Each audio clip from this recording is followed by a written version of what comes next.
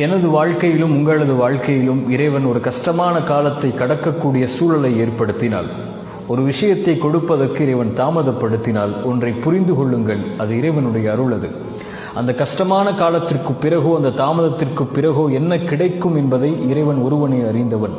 நம்மை பொறுத்தவரை காத்திருப்பு மட்டும்தான் நம்மால் முடியும். இறைவன் நோயை கொடுத்தால் தான் சுகத்தை கொடுக்க முடியும். இறைவன் கஷ்டத்தை கொடுத்தால் தான் இன்பத்தை உணர முடியும். வழியை கொடுத்தால் தான் அந்த வழி மறைந்ததற்கு பிறகு வரக்கூடிய மகிழ்வை அனுபவிக்க முடியும்.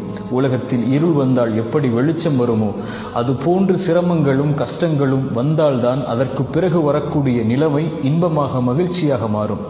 காரியங்கள் அனைத்தையும் அவன்தான் நிர்வகிக்கிறான். எல்லா பொருளின் மீதும் அவன்தான் ஆற்றல் உள்ளவனாக இருக்கிறான். அவனை சார்ந்திருந்து அவன் கொடுக்கக்கூடிய விஷயத்தை கஷ்டத்திற்கு பிறகு காத்திருந்து பெற்றுக்கொண்டால் அதைவிட உலகத்தில் பெறக்கூடிய வெகுமதி எதுவும் இருக்க முடியாது.